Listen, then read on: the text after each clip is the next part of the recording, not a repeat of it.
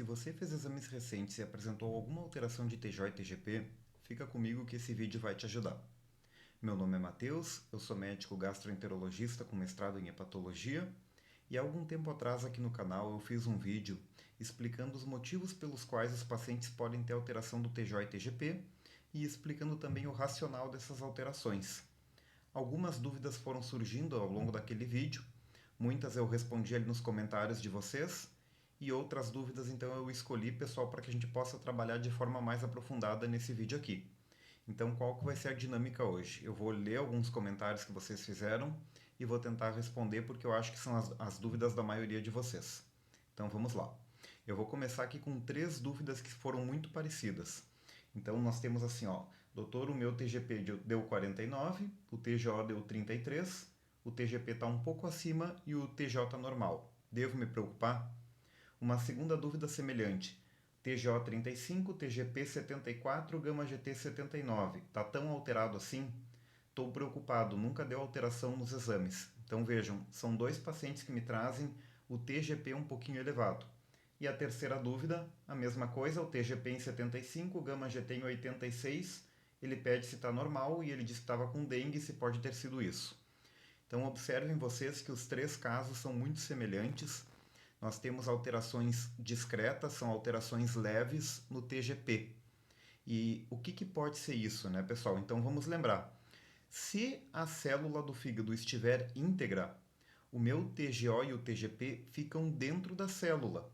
E quando eu vou colher sangue, os níveis de TGO e TGP no sangue são baixos. Agora, se eu tiver alguma lesão no fígado, essa célula se rompe e a ruptura celular vai liberar o TGO e o TGP na circulação sanguínea e eles vão subir no exame de sangue. Então, o que significa nesses pacientes, né, essa alteração de TGP?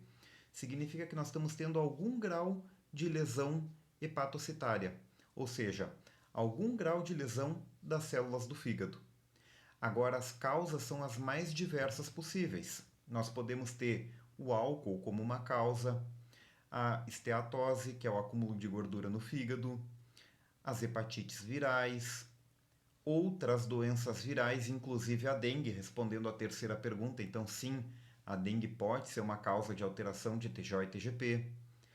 Outros tipos de hepatite, como a hepatite autoimune, que é quando a imunidade do corpo se dirige contra o próprio fígado, além de outras doenças que eu até comentei naquele vídeo inicial. Mas o que é importante nessas dúvidas aqui? Mesmo que a alteração de TJ e TGP seja discreta, ela precisa ser investigada. A gente precisa entender o que está acontecendo naquele paciente que tem alteração do TJ e TGP e, a partir dali, tomar as devidas providências. Então, há um documento da EASL, que é a Sociedade Europeia para Estudo do Fígado, onde eles escrevem lá que toda e qualquer alteração do TJ e TGP no paciente, seja ela leve ou grave, ela precisa ser investigada.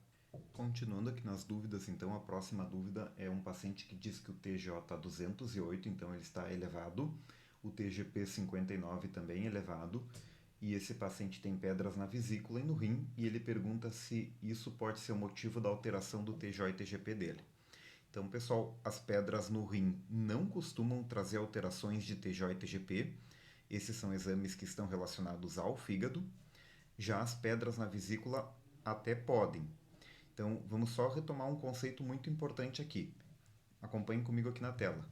Eu tenho o fígado e embaixo do fígado eu tenho a vesícula biliar.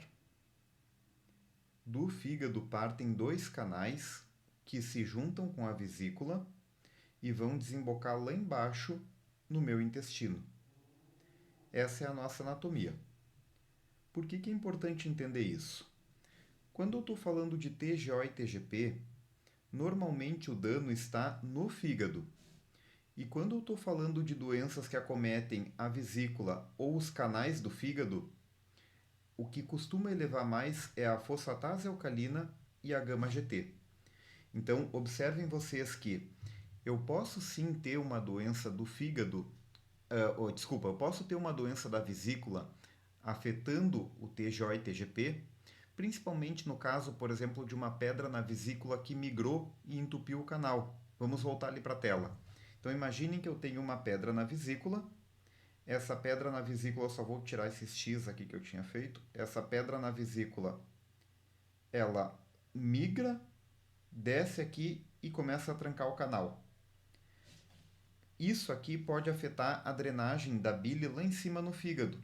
Então pode levar a alterações secundárias do TJ e TGP, porque a bile que o fígado deveria drenar por esses canais encontra uma resistência na drenagem e isso pode afetar sim a TJ e TGP.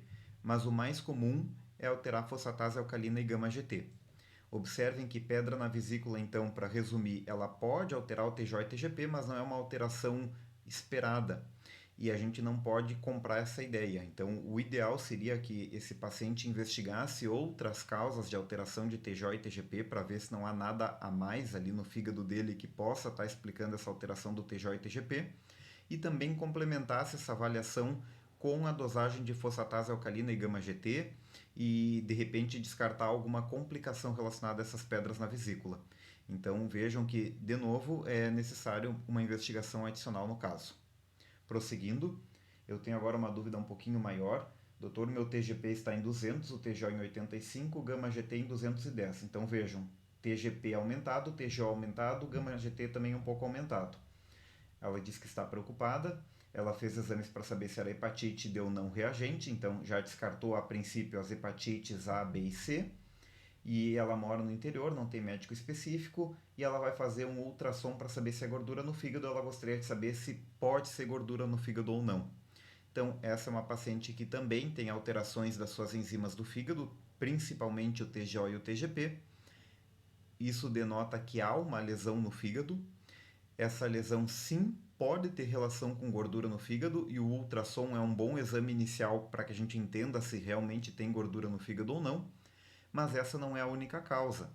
Veja que, embora ela tenha descartado as hepatites virais A, B e C, eu tenho outras causas de lesão no fígado que podem levar à alteração do TJ e TGP. A gente já falou algumas: o álcool, o uso de alguns medicamentos hepatotóxicos, a própria gordura no fígado, hepatite autoimune, doenças um pouco mais raras, mas também presentes, que é a hemocromatose, que é uma doença genética onde há acúmulo de ferro, a doença de Wilson, deficiência de alfa-1 antitripsina, enfim. São várias as causas que podem levar à alteração do TJ e TGP. E sempre que ele está alterado, aqui eu vou repetir um conceito que eu tinha falado previamente, mas sempre que o TJ e TGP estão alterados, é importante que a gente conduza uma investigação completa para entender todos os fatores que estão agredindo aquele fígado e eliminá-los precocemente, antes que essa alteração possa evoluir no futuro com complicações. E aqui vejam vocês que eu posso ter mais de uma causa de alteração de TJ e TGP no mesmo paciente. O paciente pode ter, por exemplo, hepatite C e consumir bebida alcoólica em excesso. Um outro exemplo, o paciente pode estar ingerindo algum remédio hepatotóxico e ter esteatose, ter gordura no fígado, por outro motivo. Então, os fatores podem se somar. Por isso que é importante uma avaliação completa do paciente para que a gente possa excluir todo e qualquer fator agressor ao fígado. E uma última dúvida, então, é uma gestante de 6 semanas, está com o TGO em 44, o TGP em 115. Já fez as sorologias, ou seja, já fez os testes para HIV, hepatite A, B e C, todos negativos. Ela diz que não bebe, não fuma, é sedentária e diz que está com um pouco de medo. E aqui eu vou dizer que é super importante e até abre um capítulo à parte dentro da hepatologia, o fígado na paciente gestante. Então, tudo o que eu falei para vocês até agora, que sempre que nós tivermos alterações de TJ e TGP, elas precisam ser investigadas, isso é ainda mais importante na paciente gestante. A gente tem doenças do fígado que são específicas da gestação, elas têm tratamento, né? Só que elas precisam ser investigadas. Primeiro é preciso um diagnóstico correto para depois a gente orientar o tratamento. Então, o meu conselho para vocês é que sempre que a gente estiver diante de uma alteração de TJ e TGP, que a gente investigue os motivos que levaram a essa alteração e, se for uma paciente gestante, que essa investigação seja conduzida ainda mais precocemente para evitar qualquer complicação ao longo da gestação. Certo, pessoal? Pelo vídeo de hoje era isso. Se você gostou do vídeo, se ele foi útil para você, já deixa o seu like. Se você conhece alguém que tem problemas do fígado e gostaria de e acha que esse vídeo pode ser útil, já vou pedir que vocês divulguem esse vídeo.